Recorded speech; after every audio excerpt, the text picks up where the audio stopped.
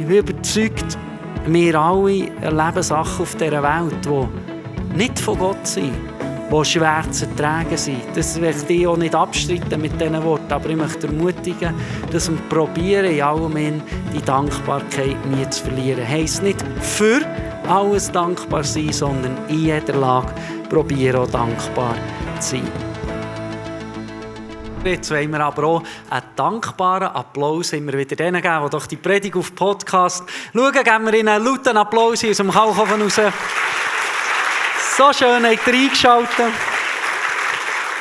Wir hoffen und beten, dass auch diese Predigt einfach genau in die Situation hineinreden kann, wo wir persönlich dran sind, wo wir vielleicht auch gute Momente erleben, vielleicht auch herausfordernde, dass einfach die Predigt direkt in unseren Alltag hineinreden kann. Wir haben auf unserem YouTube-Channel auch sehr viele geniale verschiedene Formate. Ich möchte euch ermutigen, das mal anzuschauen, dass wir dort alles haben. Wir haben zum Beispiel das Let's Talk-Format, wo wir so ein bisschen über Alltagsthemen austauschen. Wir haben aber auch Predigten von verschiedenen Rednern, die ihr dort findet, das rentiert den YouTube-Channel mal ein bisschen anzuschauen. Heute geht es um das Thema dankbar in jeder Lage. Ich bin überzeugt, wir dürfen probieren, eine dankbare Haltung in unserem Alltag wie so ein bisschen als festen Boden einzubauen. Dankbar kann man für ganz viele verschiedene Sachen sein. Und wir wollen gerade als erstes auch ein bisschen in die Bibel hineinschauen. Es ist spannend, was wir auch so zu diesem Thema finden. Und da gibt es auch so ein bisschen einen berühmten Vers, der ja das so wunderschön ausdrückt, wo der Paulus einen Brief schreibt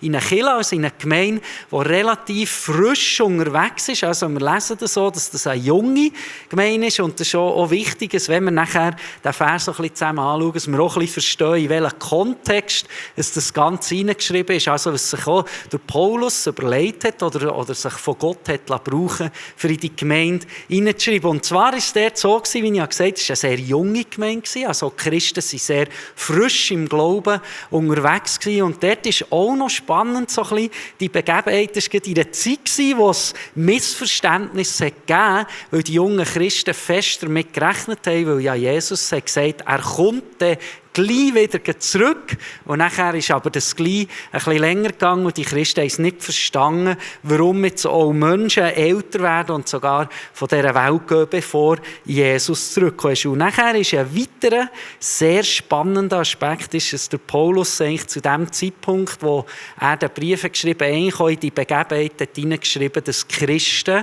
also die Leute, die an Gott geglaubt haben, sind aktiv verfolgt worden. Und das hilft uns vielleicht nachher auch so ein bisschen die Fülle von diesem Vers zu verstehen. Ich möchte euch das vorlesen. 1. Thessaloniker 5, 16 bis 18, wo steht: Freut euch, was auch immer geschieht.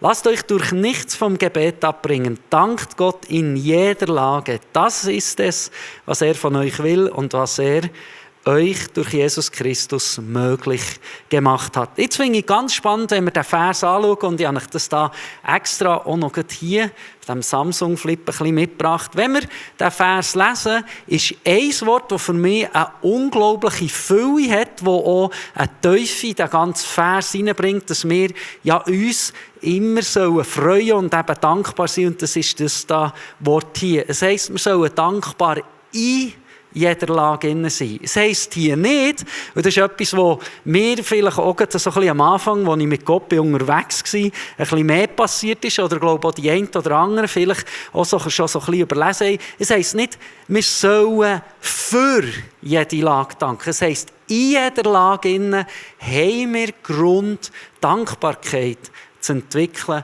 Dankbarkeit auch zu finden. Es heisst aber nicht, dass wir für alles, was auf dieser Welt passiert, für all das, was vielleicht auch in unserem eigenen Leben passiert, unbedingt für das müssen dankbar sein, sondern der Paulus meint hier viel mehr damit, auch wenn Sachen passieren in dieser Welt, die wir nicht verstehen, die unserem Herz wehtut, wo vielleicht irgendwo eine Enttäuschung passiert, wo vielleicht sogar irgendwo körperliche Krankheit sind, dass wir für das sollen danken. Und das wäre ein bisschen komisch, wenn wir zu Gott gehen und ihm sagen, ich möchte dir danken, dass ich nicht mehr gut laufen kann, dass mein Knie immer noch nicht funktioniert. Das ist nicht das damit gemeint, sondern wir können vielleicht trotz den Herausforderungen mit unserem Knie oder was auch immer in unserem Herzen ist, gleich gleich noch dankbar sein. Und das gibt für mich schon eine Fülle, aber auch eine Erklärung, dass wir, glaube ich, auch dürfen realisieren, auch wenn wir mit Gott unterwegs sind, heisst es nicht, dass alles perfekt läuft. Es heisst nicht, dass wir hier auf dieser Erde nur noch Glücklichkeit werden empfinden. Wir leben in einer nicht perfekten Welt und das hilft uns auch zu verstehen oder auch Sachen einzuordnen, dass nicht alles, was wir sehen, hören, was auch passiert auf dieser Welt, dass alles von Gott ist. Aber es darf uns ermutigen, trotzdem in jeder Lage innen noch eine Dankbarkeit zu empfinden. Und dass wir nicht in einer perfekten Welt leben, ich glaube, das können wir alle auch persönlich bezeugen. Wir alle erleben Sachen, die wir uns anders vorgestellt haben. Wir alle erleben auch Enttäuschung oder Traurigkeit. Und das hat damit zu tun, wenn wir ganz am Anfang auch von der Bibel schauen, dass Adam und Eva, die einen oder anderen kennen die Geschichte, so hat es angefangen, dass sie sich entschieden haben, im Paradies, wo eben alles perfekt war, wo sogar noch die grössten Tiere, die jetzt verfeindet sind, gut miteinander ausgekommen, in einer wunderschönen Atmosphäre haben dürfen leben. Aber der Punkt war, sie haben sich entschieden, auf das eine, was Gott hat gesagt, was sie nicht machen sollen, von dieser Frucht, von diesem einen Baum zu essen. Sie haben sich entschieden, das trotzdem zu machen. Und das hat Folge für unsere Welt, wo wir drinnen leben. Das hat auch eine Folge für unser Leben, wie wir es erleben. Gut, aber jetzt wieder zurück zu dieser Dankbarkeit in jeder Lage, die wir finden können. Wie ich gesagt habe, passieren Sachen auf dieser Welt, die nicht von Gott sind. Und das ist so wichtig zu verstehen. Das heisst nicht, wenn wir auch Jesus wie anerkennen oder an ihn glauben, dass wir für alles oder jeden Moment sogar Antworten haben, dass wir alles immer verstehen können. Das heisst nicht, dass wir 100%ige Heilungsgarantie haben, dass wir nichts werden haben mit dem Körper, sondern es heisst auch viel mehr, wir haben einen Grund in all dem, was passieren kann, gleich auch noch die Dankbarkeit zu entwickeln oder zu finden. Für mich heisst es, wenn wir diesen Vers lesen, dass wir uns freuen können, was auch immer passiert. Das heisst, wir können uns freuen, weil wir durch den Glauben an Gott eine Ewigkeitsperspektive haben. Sachen, die hier auf dieser Erde nicht so passieren, wenn wir uns das wünschen, dürfen wir wissen, in der Ewigkeit bei unserem Vater im Himmel wird es gut sein. Das heisst, wir sollen uns nichts vom Gebet abbringen. Das ist für mich auch eine starke Aussage. Wir sollen uns nicht vom Gebet abbringen, weil wir auch eine Aufgabe haben in dieser Welt, wo wir sind. Wir alle leben irgendwo in einem Umfeld, in einer Familie, einem Arbeitsplatz, wo auch immer. Wir sind alle dort unterwegs und wir haben dort auch eine Aufgabe. Und wenn wir im Gebet unterwegs bleiben, bin ich überzeugt, kann uns Gott alles geben, was wir brauchen. Das heisst auch, wir sollen Gott eben in jeder Lage danken. Und das heisst für mich auch, wir können, egal wie es aussieht in unserem Alltag, auch immer wieder Sachen oder Begebenheiten finden, wo wir dankbar sein können.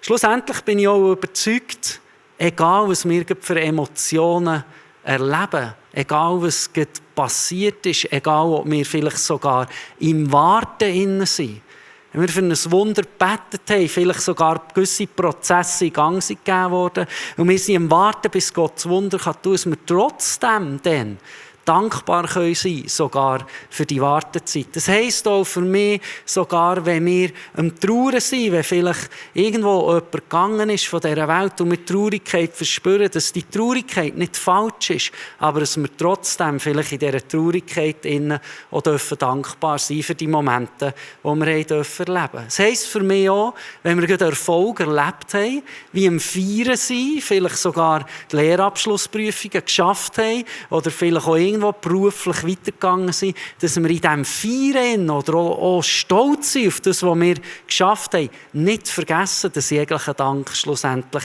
unserem Vater im Himmel gehört. Und ich möchte euch da etwas so vorlesen, eine Begebenheit, wo eigentlich Jesus sehr klar auch sagt, wie das so mit dem Danken funktioniert. Wir lesen das im Lukas-Evangelium, dort steht, auf seinem Weg nach Jerusalem zog Jesus durch das Grenzgebiet von Samarien und Galiläa. Kurz vor einem Dorf kamen ihm 10 Aussätzige entgegen. Sie blieben in einigen Abstand stehen und riefen laut, Jesus, Meister, hab Erbarmen mit uns. Jesus sah sie an und sagte zu ihnen, geht und zeigt euch den Priestern. Auf dem Weg dorthin wurden sie gesund. Einer von ihnen kam zurück, als er sah, dass er geheilt war. Er pries Gott mit lauter Stimme, warf sich vor Jesus Füßen nieder und dankte ihm. Dieser Mann war ein Samaritaner. Jesus aber sagte, sind denn nicht alle 10 gesund geworden? Wo sind die anderen 9? Ist es keinem außer diesem Fremden in den Sinn gekommen, zurückzukehren und Gott die Ehre zu geben? Dann sagte er zu dem Mann, steh auf, du kannst gehen, dein Glaube hat dich gerettet. Ganz spannend, wie wir hier auch das lesen, auch das habe ich da noch schnell so ein bisschen aufgebracht, dass eigentlich 10 so wunderbar hübsche Dockeli ein Problem hatten und zu Jesus gerufen. Und das gelesen habe, ich dachte, ja, wo rufe ich zu Jesus? Wenn ich in den Tag starte mit Gott, was habe ich oftmals auch für Anliegen, was er tun könnte, wo er Begebenheiten ändern könnte. Wir lesen, wie 10 zu Jesus gerufen und nachher kommt eine sehr untypische Antwort. Jesus sagt, geht zu den Priestern. Er macht nicht das Wunder, sondern er sagt, macht das und das, was vielleicht für viele nicht ganz logisch war. Auf dem Weg werden sie gesungen. Das heisst schon, es hat einen Schritt gebraucht, vor dem gesungen werden. Spannend ist aber näher, wie wir lesen, nur einen einzigen, den hier nehmen wir, hat Dankbarkeit gegenüber Gott, gegenüber Jesus, der das Wunder hat, da im Prinzip nicht vergessen. Alle anderen haben gesehen, wir sind gesungen, check, erledigt, Gebetsanliegen erhört und jetzt wartet dieses und jenes und eins, das ich lange nicht mehr machen konnte, wo ich eben nicht gesungen war. Und einer erinnert sich und denkt, nein, ich möchte zurück zu Jesus gehen und dort noch den Dank ausdrücken, dass eben genau das passiert ist, wo man sich ja so fest hat gewünscht. Und um ganz ehrlich zu sein, als ich das so wieder frisch habe gelesen habe, habe ich auch selber gemerkt, oftmals plangen wir vielleicht darum, wir singen zu Gott, wir beten, wir reden mit Freunden und Freundinnen darüber, über Sachen und dann passieren sogar Wunder, vielleicht nicht ganz so schnell, wie wir das erwartet haben, aber nachher vergessen wir, oder auch zumindest mir geht es so, vergessen wir auch, dass genau ja das passiert ist, was wir uns so fest erwünscht haben, also vergessen wir dort vielleicht auch die Dankbarkeit gegenüber unserem Vater im Himmel auszudrücken. Und darum, ganz ehrlich, liebe ich auch Sonntag für Sonntag, darf ich in die Kirche zu gehen oder den Livestream einzuschalten, der mich daran erinnert, dass ein Gott da ist, der schlussendlich die Fäden immer noch in den Händen hat. Das erinnert mich daran, dass ich das auch nicht vergesse, weil ich immer auch wieder mit dem Wort von Gott direkt konfrontiert werde. Auch die Feste, die wir viel davon in der Bibel lesen, die jüdischen Feste, haben viel den Zweck gehabt, dass man nicht vergisst, was Gott da hat. Gott hat oftmals dem Volk von Gott gesagt, damit ihr nicht vergesst, feiert jedes Jahr das Fest. Darum feiern wir ja auch zum Beispiel das Erntedankfest. Das Erntedankfest hat eigentlich genau den Ursprung, dass wir Gott Danke sagen, für das wir zu essen haben, dass wir arbeiten können, dass es vorwärts geht, dass es entwickelt wird, sogar vielleicht für unsere Natur, die eben uns auch Nahrung bringen kann. Das Erntedankfest haben wir uns auch als Hope and Life Kirche gesagt, wollen wir feiern, weil es tut der Dank gegenüber unserem Vater im Himmel neu ausdrücken. Und mir war es so gewesen, als ich relativ, sage ich mal, frisch, schon leidenschaftlich im Glauben unterwegs war und auch ein bisschen die Kraft vom Gebet herausgefunden durfte beten und dann sind Sachen passiert oder Sachen haben sich verändert, dass ich gemerkt habe, dass auf das Mal mit der Zeit, ich glaube, das ist manchmal auch ein bisschen der Mensch, der aus sehr einfachem komplizierte Sachen machen kann. Ich habe bei mir selber gemerkt, mein Gebetsleben wird sehr, sehr anspruchsvoll, ein bisschen auch sehr kompliziert. Ich habe meine Listen entwickeln, was ich beten möchte, was ich den Gott immer wieder wiederholend möchte sagen, dass er es dann ja nicht vergisst, weil es mir dann schon ganz wichtig ist. Und ich anfange auch so Gebet und dieses Jahr habe mir so viele Gedanken machen. Und dann weiss ich noch, ist mir dann ein Vers in der Bibel begegnet, wo Jesus sehr klar ausdrückt, auch wie das mit dem Gebet oder auch vielleicht mit dem Bitten soll gehen. Möchte ich das so schnell vorlesen. Es steht in der Bibel, plappert nicht vor euch hin, wenn ihr betet. Das finde ich mal schön. Plappert nicht vor euch her, wenn ihr betet. Wie es die Menschen tun, die Gott nicht kennen. Sie glauben, dass ihre Gebete erhört werden, wenn sie die Worte nur oft genug wiederholen. Seid nicht wie sie, denn euer Vater weiß genau, was ihr braucht, noch bevor ihr ihn darum bittet. Und dann lesen wir eigentlich in der Bibel dort, wie das berühmte Gebet unser Vater im Himmel entstanden ist, wo mir dann auch der Vers dann so begegnet ist, oder ich mich selber auch so ein bisschen probiert, aus der Ferne anzuschauen, wie mein Gebetsleben auch aussieht, habe ich mich dann entschieden, zurück in eine Einfachheit hineinzugehen, damit ich auch wieder simpel werden kann. Und wisst ihr, wie das hat ausgesehen bei mir? Ich konnte dann noch gar nicht gut Englisch reden. Ich habe es auch nicht so gut verstanden. Das habe ich ein bisschen später entwickelt. Aber dann hatte ich das Gefühl, Timo, jetzt tust du neu einfach Englisch beten. Und da ich ja nicht gut Englisch konnte, bin ich einfach aufgestanden und dann habe ich gesagt, hello, Jesus. Thank you for my life. Und dann, welches Wort kann ich noch? And my wife. Oh, thank you for this new day and this sun is shining. Und dann ist schon wieder zu kompliziert. Und dann habe ich einfach gesagt, thank you for this and this and this and this. Und ich habe nur gedankt. Und ihr glaubt es nicht, es ist gut, hat das niemand gehört, wie das hat.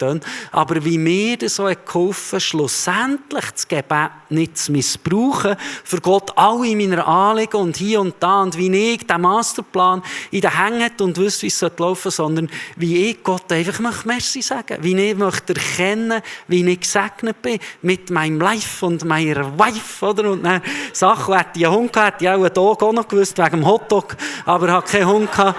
Aber einfach in dieser Einfachheit drinnen zu bleiben. Und es hat mein Gebetsleben auch ein bisschen revolutioniert, dass ich noch heute die meisten von meinen Gebeten immer wieder zu Gott bete. Jesus, ich möchte dir Danke sagen für das. Und ich möchte dir Danke sagen, dass du auch das siehst, was mich vielleicht herausfordert und du eine Lösung hast. Und da bringt es so eine extreme Einfachkeit ins Leben hinein. Wir haben mal den Nick Nielsen, der ja schon hier ist, predigen, der ein Teil ist von einer grossen Kirche in Amerika, gefragt, was er das Gefühl hat, was sein Pastor, der Joel Osteen, der so viel bewegt, auch weltweit, wo Gott viel anvertraut, viele Menschen dürfen auch berührt werden, dürfen zu Jesus finden durch seine Predigten. Wir haben ihn gefragt, was hast du das Gefühl? Was ist auch das Geheimnis? Warum tut Gott so wahnsinnig viel? Warum bewegt er auch so wahnsinnig viel mit dem Mann? Es war spannend, er hat kurz überlegt und nachher, wie uns zur Antwort gesagt, eins, was er ganz fest, dass sein Leiter, der Joel Osteen, immer den Dank Gott zurückgibt. Egal, was passiert im Leben, er hat sich entschieden, immer wieder den Dank Gott zurückzugeben. Und da gibt es viele Situationen. Ich habe mal eine Geschichte gehört, dass er eingeladen wurde, vor x Leitern zu reden und sie wollten unbedingt Geheimnis wissen von ihm, wie er das und dieses und wie die Kirche und alles. Und er ist einfach hergestanden und hat gesagt, ja, Gott ist unglaublich gut. Das ist alles, was ich sagen kann. Und dann ist er wieder abhocken auf seinen Stuhl. Und sie wollten Sachen wissen, aber er hat einfach den Dank Gott zurückgegeben. Ich bin überzeugt, wenn wir es schaffen, den Dank Gott zurückzugeben, immer wieder, kann das uns auch Türen öffnen, weil wir lesen ja zum Beispiel in den Sprüchen 3, ein Spruch, der auch sehr viel Kraft hat. Ehre den Herrn mit deinem Besitz und schenke ihm das Beste, was dein Land hervorbringt. Dann werden sich deine Scheunen mit Korn füllen und deine Fässer von Wein überfließen. Es ist in der Bibel nicht sehr viel so, dass wir lesen, wenn wir das machen, wird das passieren. Hier ist aber ganz eine klare Zusage, die heisst Ehre. Und für mich heisst Ehre, wir vergessen Gott nicht, wir vertrauen Gott nicht, wir sind dankbar, was Gott tut im Leben. Er, der Vater im Himmel, und dann wird passieren. Für mich ist das so eine klare Zusage, dass sich auch unser Leben in eine positive Richtung wird bewegen, wenn wir das genau schaffen, wenn wir immer wieder mit dem Dank zu Gott zurückkommen. Und für mich ist das auch immer das Inspirierendste oder auch das Beste. Ich tue auch am liebsten mit Leuten, die schon in einer Dankbarkeit leben, neue Projekte angehen, Sachen bewegen. Ich habe es viel lieber, wenn ich mit Menschen unterwegs bin, die eine Grunddankbarkeit haben, weil sie inspirieren mich auch immer wieder, dankbar zu sein. Und durch die Grunddankbarkeit dürfen wir auch neue Sachen angehen, neue Projekte angehen, weil eben die Dankbarkeit schon da ist. Ich denke auch, es ist klar, die meisten kennen das vielleicht auch schon, oder wenn man es merkt oder beobachtet, auch wenn wir als Eltern unterwegs sind. Wir tun viel lieber auch wieder etwas für unsere Kinder, wenn eine Dankbarkeit kommt. Wenn sie können Danke sagen, bewegt es unser Herz als Eltern, dass wir auch die nächsten Schritte werden, unser Bestes geben, für die nächste Lebensphase unser Bestes für sie geben, auch weil der Dank ankommt. Ich bin überzeugt, sogar jeder Chef wird mehr sein Bestes geben oder probieren, sein Bestes zu geben, weil auch die Mitarbeiter dankbar sind für das, was sie haben. Und so kann eine ganze Stimmung auch geändert werden. Und wir haben bei uns daheim auch so mittlerweile eine kleine Tradition, dass einmal in der Woche ist auch so offizieller Papa-Abend und dann darf ich dann ein bisschen mit den Mädchen schauen und alles. Und meine Frau geht ein bisschen laufen und dann am Papa-Abend sieht dann alles ein bisschen anders aus. Das heisst konkret, wir hocken zusammen vor dem Fernseher, so zusammen zu Nacht essen. Ist vielleicht pädagogisch nicht ganz korrekt, aber es ist auch Wellness für das Herz, wenn wir dort dann so ein bisschen das geniessen dürfen. Jetzt ist auch Asterix Obelix rausgekommen wieder und das ist mein Kind, hat das Herz, das da zum Aufblühen kommt. Aber wenn ich das so schaue, dann habe ich mich nur gefragt, darf man das in der heutigen Welt überhaupt noch so schauen? Aber ich habe gefunden, das gehört ein bisschen zur Ausbildung, das darf man schauen zusammen. Aber dort ist es so, ich tue die Alben, wenn wir zusammen vor dem Fernseher schauen, dann bringe ich meine Töchter nach ihr Dauerli, wo sie ein bisschen das Gemüse knabbern oder ein bisschen zu essen.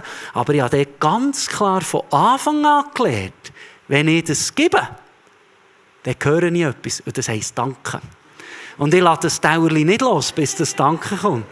Und ich bin etwa auch schon, und ich sage, gell, nachher hat die eine, weil sie so viel fest am Fernseher ist das genommen, habe ich es einfach wieder genommen. Und dann schaut sie mir gross an. Was sagen wir? Danke. Weil wir uns entschieden haben, auch die Dankbarkeit als einen Wert von unserer Familie zu haben. Was ich auch mit dieser ganzen Predigt möchte sagen, vielleicht gleich am Schluss auf unser Leben angeschaut. Dankbarkeit öffnet uns Türen im Leben. Und darum glaube ich auch, Dankbarkeit ist eigentlich nicht ein Gefühl oder jetzt fühle ich mich dankbar, morgen geht nicht so, jetzt geht es mir ein bisschen besser, dann bin ich auch dankbar. Dankbarkeit ist, glaube ich, auch eine Entscheidung. Eine Entscheidung, die wir jeden Tag, auch, weil wir Menschen sind, auch oftmals bewusst selber müssen fällen, auch wenn die Dankbarkeitsgefühle noch gar nicht da sind. Aber ich bin überzeugt, auch durch diesen Akt, wenn wir uns entscheiden, dankbar zu sein, werden wir auf das Mal noch dankbarer. Weil wir uns entschieden haben, weil eben das Gefühl, bin ich überzeugt, auch zusammenhängt oder gesteuert ist mit dem, was wir in unserem Hirn empfinden. Ich habe gelesen, auch wissenschaftlich und medizinisch Dankbarkeit ganz klar ein Gewinn ist. Ganz klar ein Gewinn, auch dass mehr Glücksgefühl da sind, mehr wir uns auch gesund und zufrieden fühlen. Ich habe das gelesen von einer Studie, was so ein bisschen das Schlussergebnis war. Sie hat gesagt, verschiedene das ist ein schweres Wort. Verschiedene Dankbarkeitsarten führten zu einem höheren Wohlbefinden sowie positiven Effekten auf gesundheitlicher Ebene und Verhaltensebene. Insgesamt deuten die Ergebnisse darauf hin, dass eine bewusste Konzentration auf Dankbarkeit emotionale und zwischenmenschliche Vorteile haben kann. Es ist klar, wir leben in einer Zeit, wo irgendwie alle 3 Minuten wieder eine neue Studie rauskommt und belegt, man kann anfangen, alles belegen. Aber ich habe das gelesen und gedacht, ist ja spannend. Die Bibel sagt uns zum Beispiel in den Sprüchen 17,22 schon seit vor 3000 Jahren, ein fröhliches oder für mich ein dankbares Herz ist die beste Medizin. Die Bibel hat das schon lange gesagt. Was wir jetzt langsam mit Studien ein bisschen belegen können. Dankbarkeit ist die beste Medizin. Und ich habe gedacht, wir werden nächste Stunde auch noch mal ein bisschen in die Dankbarkeit hineingehen. Ich habe mir überlegt, stellen wir uns vor, wenn wir 7 Tage lang jeden Abend probieren vor dem Schlafen für 3 Sachen dankbar sein. Auch wenn wir einen mühsamen Tag erlebt haben, wenn wir das Gefühl haben, für mich gibt es nichts zum Danken. Wenn wir probieren, wie zu sagen, Gott, Du hast mich da gesehen, du kennst meine Ausgangslage, aber ich bin dir dankbar für das. Und ich bin dir dankbar für das. Und ich bin dankbar für das. Und vielleicht können wir das sogar aufschreiben oder auch laut sagen, dann hören es nach unserer Ohren und das hilft, das ist das Beste, für auch etwas sich anzugewöhnen. Aber was kann passieren? Ich bin überzeugt, das ändert unsere Perspektive auf so vieles schon innerhalb von einer kurzen Zeit. Weil wir schlussendlich auch vor dem Schlafen uns entscheiden, dankbar zu sein. Das ist für mich auch das Dankbar in jeder Lage. Ich bin überzeugt, wir alle erleben Sachen auf dieser Welt, die nicht von Gott sind, die schwer zu ertragen sind. Das möchte ich auch nicht abstreiten mit diesen Worten, aber ich möchte ermutigen, dass wir probieren, in allem die Dankbarkeit nie zu verlieren. Heisst nicht für alles dankbar sein, sondern in jeder Lage probieren, auch dankbar zu sein. Kolosser 3,17 steht, und alles, was auch ihr immer tut oder sagt, soll im Namen von Jesus, dem Herrn, geschehen, durch den ihr Gott, dem Vater, danken sollt. Und ich liebe es, wie ihr euch entschieden habt, heute in die Kirche zu kommen oder Livestream einzuschalten, weil ihr bewusst einen Teil von eurer Zeit habt gesagt, ich möchte es Gott geben. Es läuft zwar vielleicht viel, es war auch eine Entscheidung, sich rauszunehmen aus dem Alltag, aber ich tue wie Gott einen Moment von meiner Zeit schenken. Das heisst nichts anderes als schlussendlich, ich bringe den Dank Gott. Ich komme zurück in die Kirche, auch Gott Danke sagen für das, was da gegangen ist, für das, was wird kommen. Ich weiss, wem sie was zu verdanken haben. Und ich bin überzeugt, dass Gott sein Herz so bewegt und dass wir auch werden erleben. Und das ist mein tiefes Gebet oder mein Wunsch auch, dass wir anhand von unserem Leben erkennen, dass Dankbarkeit oder auch Ehrfurcht gegenüber Gott rentiert und dass wir das so als Impact genau an diesem Ort austragen, wo wir dran sind.